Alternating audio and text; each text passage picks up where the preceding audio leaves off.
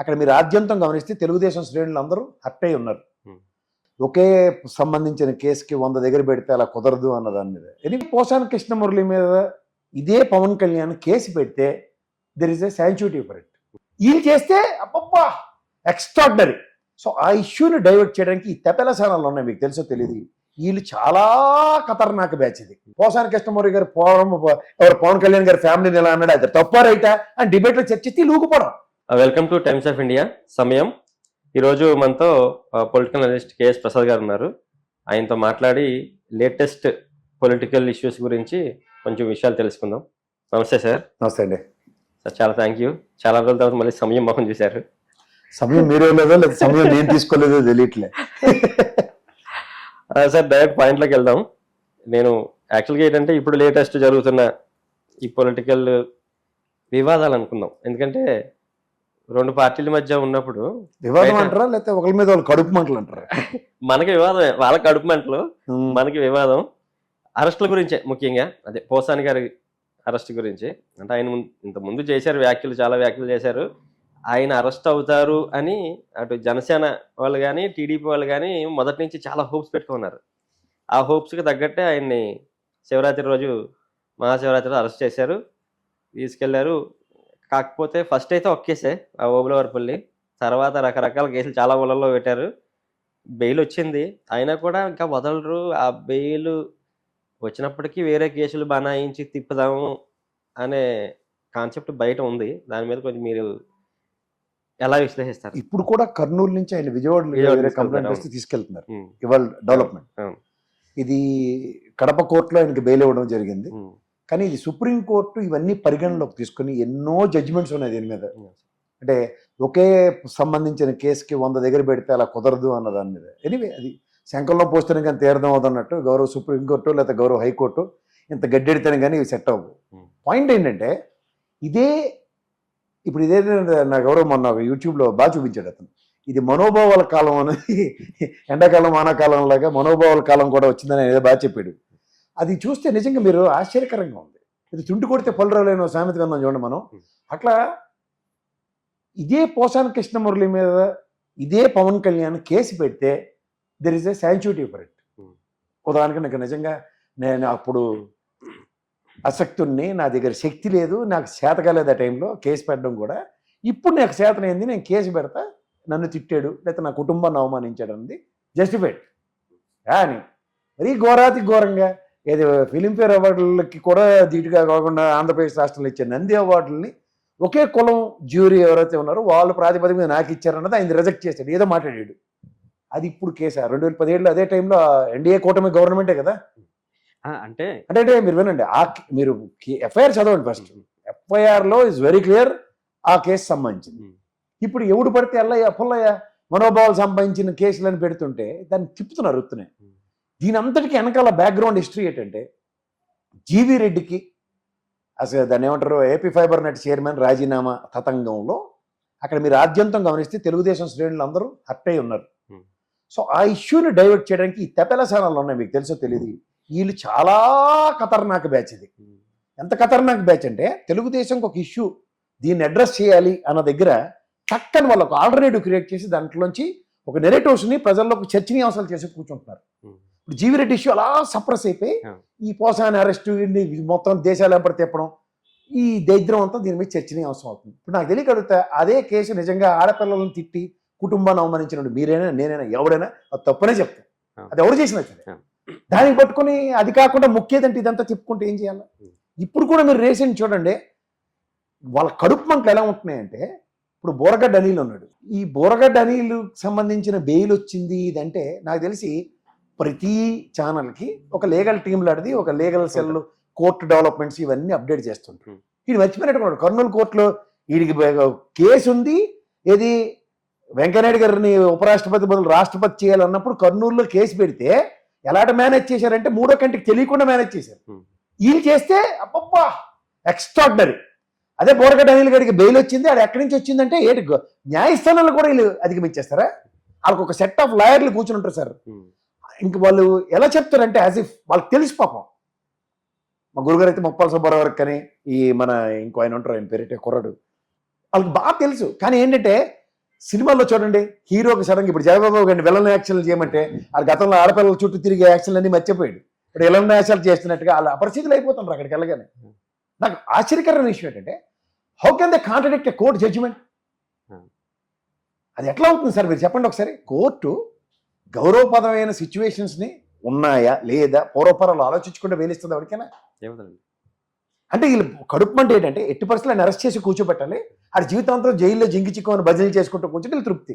అంటే ఇది పెట్టిన తోటకూర కేసుకి కూడా యావజ్జీవ కారాగార సెక్షన్ ఉరి శిక్షణ వేసేయాలి వీళ్ళ ప్రకారం, ఎందుకంటే ఒరిజినల్ కడుపు మంటలు. ఇది మీరు గమనిస్తే ఇదే పోసాని కృష్ణమురళిది కానీ, లేదంటే మన దాకా నందిగం సురేష్ది, ఇప్పుడు వంశీది కూడా మీరు గమనించారా? అరే అది యాక్చువల్గా ఒక ఎమ్మెల్యే అది చేసిన దైద్రగుట్టు పనులని తెలుగుదేశం ఆయనలో తగలడినవే. వైఎస్ఆర్సీపీ మొన్న టికెట్ ఇచ్చింది, ఓడైపోయాడు. అంటే అది చేసిన అవినీతిలో అక్రమాలు దైద్రాలన్నీ ఎవరికి రెస్పాన్సిబిలిటీ? ఇప్పుడు కేసులు పెడతారా? పోనీ ఇదే చంద్రబాబు గారు అసెంబ్లీలో నా మీద ఏదో తేడాగా మాట్లాడాడు, నా గురించి తప్పు మాట్లాడు అని కేసు పెట్టి మనోభావం చెప్పండి. ఈ అక్కడ అరెస్ట్ చేసిన కేసు వేరు, ఎఫ్ఐఆర్ వేరు, ఈ దిక్మాల ఛానల్లో పెట్టిన చర్చలు వేరు. అంటే ప్రజలకు ఏం తీసుకెళ్తున్నారు అంటే గౌరవ న్యాయస్థానం ఇది పరిగణలోకి తీసుకుని ఈ అంశాలు ఇది రైటా రాంగా అని చెప్పి పోసాని కృష్ణమురళికి బెయిల్ ఇచ్చినా వీళ్ళ నెరేటివ్స్తో ఇది తప్పని చెప్పగలుగుతున్నారు వాళ్ళు ప్రజల్లో. ఇది గమనించాలి మనం. అరే ఈ నంది అవార్డు జ్యూరీ అందరూ అదే బ్యాచ్ సచ్చారు, వాళ్ళు ఇచ్చిన దిక్కుమాల అవార్డు వ్యాలిడిటీ ఏంటి అన్న దాని మీద ఇతను రిజెక్ట్ చేసేయడం చెప్పుకునే దగ్గర దీనికి సమాధానం కాకుండా పోసాని కృష్ణమురళి గారు ఎవరు పవన్ కళ్యాణ్ గారి ఫ్యామిలీని ఎలా అన్నాడు, అది తప్పా రైటా అని డిబేట్లో చర్చిస్తే లూకుపోవడం. ఎవరు కాదంటారు తప్పే, కానీ దాని మీద కేసు పెట్టండి, ఎవరు మాట్లాడడం. ఇక్కడ విషయం ఏంటంటే సార్, ఇప్పుడు ఎఫ్ఐఆర్లో ఏదైతే ఉందో ఆ విషయం బయట జనాలకు తెలియదు. ఇప్పుడు అరెస్ట్ చేసింది తిట్టినందుకే అని జనం అనుకుంటారు. ఎవరు చెప్పాలా?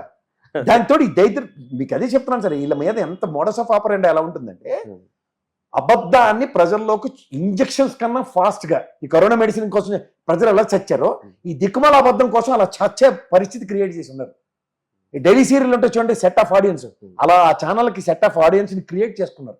ఎందుకంటే అవన్నీ చూడండి నేరాలు ఘోరాలు చూసి వాళ్ళు ఉంటారు, సైకో బ్యాచ్, అలా ఆ చెప్పి అబద్ధాలకి పరవశించిపోయి వాళ్ళు ఉంటారు. ఎందుకంటే కుల ప్రాతిపదిక మీద అవన్నీ వాళ్ళు ఏం చేస్తారంటే వాళ్ళని వాళ్ళే పోర్ట్రేట్ చేసుకుంటూ వాళ్ళ కోసమే నడిపించుకుంటారు వాళ్ళు.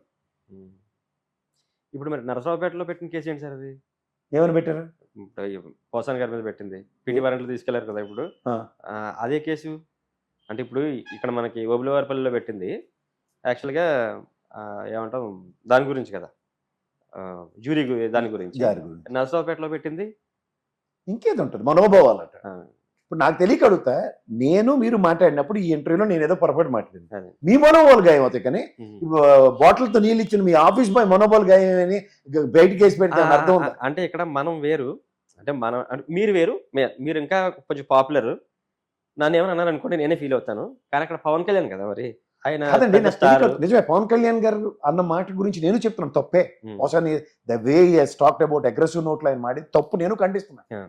కానీ అదే పవన్ కళ్యాణ్ గారు కేసు పెడితే no contradiction. Otherwise Pawan Kalyan గారి ఫ్యామిలీలో వాళ్ళ అబ్బాయో వాళ్ళ అమ్మాయో లేదంటే వాళ్ళ అన్నగారి బ్రదర్లో ఎవరో పెట్టారు అనుకోండి, అదే అలా మాటతో మా నాన్న గురించి అని వేస్తే we are not having any objection. అవునవును, శ్రీకాకుళంలో ఎక్కడో దుబాయ్లో ఉన్నోడికి వాళ్ళకి మనోభావాలుగా అయితే అది ఎంతవరకు సమంజసం సార్? అంటే ఇక్కడ ఏంటంటే కొన్ని ఉంటాయి సార్. ఇప్పుడు పవన్ కళ్యాణ్ గారు పెడితే ఏంటంటే అంత పెద్ద ఈయన మీద కేసు పెట్టడం ఏంటి అనే వాళ్ళ బ్యాచ్. అంటే దీని అర్థం ఏంటి? కందకలేని దూరత కత్తి పెట్టుకునే అర్థం కదా. అంటే ఇది అన్ని పార్టీలో జరిగేదే. ఇప్పుడు సార్ నేను అదే చెప్తున్నాను, అన్ని పార్టీలను కాదు, నాకు పవన్ కళ్యాణ్ గారి గురించి ఆయన మాట్లాడిన దానికి నేను ఇప్పటికీ చెప్తున్నాను, ఖండిస్తున్నాను, తప్పు. అలా మాట్లాడకూడదు. ఎందుకంటే పిల్లలు అభశోభం తెలియని పిల్లల గురించి మనవరండి, అసలు మనం ఎవరో అసలు మాట్లాడడానికి అది నేను ఐఎమ్ నాట్ యాక్సెప్టింగ్. తర్వాత భార్య పిల్లల గురించి ఎవడ పడితే ఎలా పడితే అలా మాట్లాడితే సమాజం ఎవరిని టాలరేట్ చేయదు, యాక్సెప్ట్ చేయదు. దాని గురించి కాదు కదా అప్రహెన్షన్స్ వల్ల సంబంధం లేని కేసులో ముడిపెట్టి మాట్లాడుతుంటే what way it is connected అన్నదే ప్రశ్న. ఇప్పుడు ఇదే ఛానల్లో కూర్చొని అది డిస్కస్ చేస్తున్నారు అనుకోండి, ఎందుకంటే కాంట్రడిక్షన్ ఎక్కడ ఉంటుందంటే ఇప్పుడు జ్యూరీని ఎలా రిజెక్ట్ చేశారో మన భారతదేశంలో అత్యున్నత పురస్కారం ఏది? భారతరత్న. అలాగే దానికోసం ఎవరైనా సరే దాన్ని ఏమంటారంటే ఒక సమాజంలో వాళ్ళు చేసిన గౌరవపదమైన పనులకి భారతరత్న వస్తుందని దాంట్లో నందమూరి తారక రామారావు గారి గురించి ఎంతమంది ఎదురు చూస్తున్నాం మనం. అలాంటిది వాళ్ళ అబ్బాయి బాలకృష్ణ గారు భారతరత్న నందమూరి తారక రామారావు గారికి రాని దాన్ని కాలి గోటుతో పోలిస్తే మరి అది తప్పు కదా, అది ఎవరికి మనోబోలు గాయాలబ్బా మాటకు చెప్తున్నా. ఇప్పుడు భారతరత్న అత్యున్నత పురస్కారాన్ని ఎవరు పడితే వాళ్ళు అవహేళన చేసినప్పుడు కూడా స్పందన లేని సమాజంలో ఇవాళ ఒక నంది అవార్డు జ్యూరీ సేమ్ సామాజిక వర్గం దాని మీద రిజెక్ట్ చేస్తే మనోభావాలంటే ఎంతవరకు సమంజసం సార్ చెప్పండి. సార్ పొలిటికల్ అరెస్ట్ అంటేనే కక్ష సాధింపులు, ఏదో ఒక కేసు పెట్టాలి. అది నేను అన్నట్టునే మీరు కేసులు పెడతారు, అరెస్ట్ చేస్తారు అన్నది మీ ఎజెండా అనుకోండి, రెడ్ బుక్ ప్రకారం వెళ్తున్నారు, ఫంటాస్టిక్. కానీ ముఖ్యేదంటే ఇలా తిప్పుకుంటూ తిరిగి అది మేము దానికి వీరతిలకాలు తెద్దామంటే ఎలాగవుతుంది? ఇదనమాట మెయిన్. ఇది గమనించగలిగితే సమాజంలో నిజం ఖచ్చితంగా. ఇప్పుడు నేను ఏ కేసు గురించైనా దేని గురించైనా పూర్వపరాలు తెలుసుకోకుండా ఎలా మాట్లాడతారు? ఇప్పుడు మీరు అదే ఛానల్ నిన్న డిబేట్ చూడండి, మీరు ఆ రంగయ్య వాచ్మెన్ గారు వాడు ఫోటో ఎడి పెట్టారు, ముక్కుకు మాస్క్ పెట్టాడు, చావు బతుకుల్లో ఐసీలో ఉన్నట్టు చస్తున్నాడు కదా, ఆక్సిజన్ లేనివాడు ముక్కుకు పెడతారు కానీ ఉత్తరే పెడతాడు. ఓకేనా, మీకు నాకు పెడతాడు ఆక్సిజన్ సిలిండర్లో. ఈవెన్ ఫ్లైట్లో కూడా ఇది ఉన్నప్పుడు ఆక్సిజన్ మాస్క్ వస్తుందని ఇండికేటర్ ఇస్తారు కదా వాళ్ళు. అంటే చస్తవరా ఆక్సిజన్ లేనప్పుడు అంటే ఆడ ఆరోగ్యం ఎలా ఉన్నట్టు? ముసిలోడాడు, ఆడిని పట్టుకుని ఆత్మహత్య చేసేసారా, చంపేశారా అంటే డైరెక్టివ్స్ చెప్తున్నా. దాన్ని ఎవరండి మీరు నేను ఇన్వెస్టిగేట్ చేస్తున్నావా? సిబిఐ ఇన్వెస్టిగేట్ చేస్తుంది, వాళ్ళు కూడా ఏం చేస్తున్నారు నాకు అర్థం అవట్లే అసలు. మీడియా ఇన్వెస్టిగేటివ్ ఏజెన్సీస్ అయిపోయి ఎప్పుడు అయిపోయింది సార్. ఇప్పుడు సార్ మీకు ఇన్వెస్టిగేటివ్ జర్నలిజంలో అతిరథ మహారథుల్ని మీరు చూసారు, నేను చూసాను. అసలు వాళ్ళందరినీ ఆదర్శాల కింద తీసుకునే నేను కానీ మీరు కానీ జర్నలిజం చదివాం. అందులో పూర్వపరాలు ఇప్పుడు ఏంటండి హర్షద్ మేహతా కేసులు ఇలాంటివన్నీ బయట పెట్టిన వాళ్ళు ఎలాంటి వాళ్ళు? నేను అక్కడికి వెళ్ళలేదు సార్, మన పొలిటికల్ గా ఇన్వెస్టిగేటివ్ జర్నలిజం గురించి చెప్తున్నా. There are people who are really committed for society. అలాంటి వాళ్ళని చూసి మనం ఆదర్శంగా తీసుకోవాలి. కానీ ఈ తెపెలగల్లా నేను హర్ష్ కుమార్ గారు ఎంత బాగా మాట్లాడారండి, అసలు నాకు అర్థం కావట్లేదు. అవునే అవకాశం ఎవరా చర్చించడానికి? వాళ్ళనే నిలవిద్వాంసుల వాద్యం చూడండి, పూర్వం దూరదర్శన్ ఉండేది మనకి, ఈ టీవీలు రానప్పుడు ఎవరిని మీలటోని నల్లటోని పాడటానికి పిలిచినప్పుడు నాకేదో ఒంట్లో పోలేక రాకపోతే స్టూడియోలో నన్ను పిలిచారే నువ్వు పాడరా అని వరక అయితే ఆయన వైలను వీణ. ఇవాళ అదేంటి అంతరాయం కలిగింది, ఎవరినైతే పిలిచాం ఆయన రాయనందుకు నిల విద్వాంసులు వాద్యం అని పాప పేరు కూడా చెప్పేవారు కదా. అలా కూర్చుని పాపం వేనో వైలెండ్ వాయించి ఆ గంట సేపు మనకి సేవ చేసి పోయేవాడైనా. అలా వీళ్ళు రోజు ఎవరెక్కడ అని పిల్లగానే బొట్టులు వచ్చినట్టు వచ్చి ఎజెండా అన్నమాట ఆడు ఫస్ట్ 20 నిమిషాలు ప్రవచనం వాళ్ళే చెప్తారు. అంతేగా వీళ్ళంతా F2 బ్యాచ్, అంతేగా అంతేగా అంతేగా అనుకుని వీళ్ళు 5 అండి. ఇప్పుడు చూడండి ప్రతిదానికి మూల సూత్రాలు అంటారు.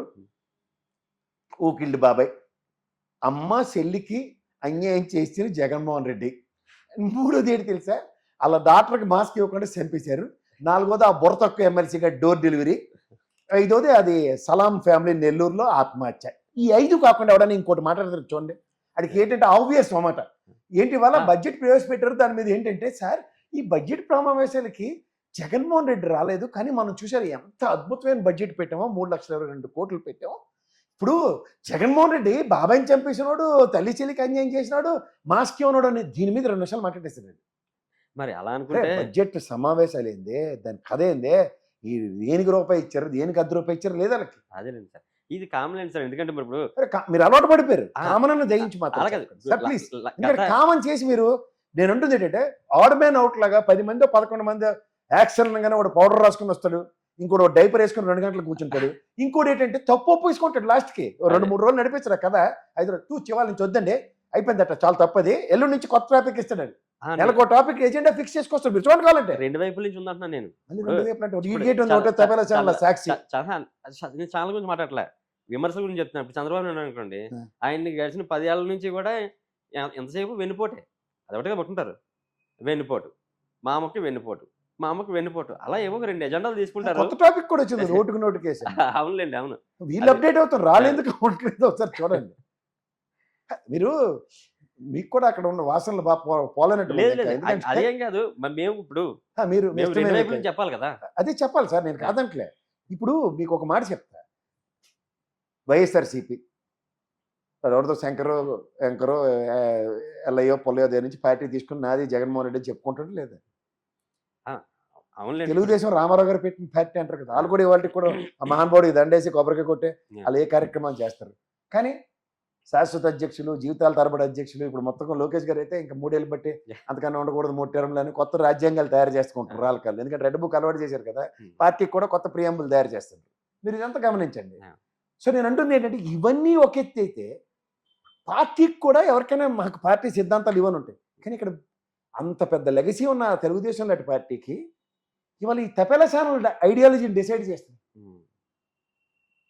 ఆవిడ అంటాడు కూర్చుంటాడు పెట్రోల్ బంక్ కూడా అయితే వచ్చి రాగానే ఈసారి మేము ఊరుకో చంద్రబాబు నాయుడు గారు మీరు కాదు నేను డిసైడ్ చేసేస్తానంటండి.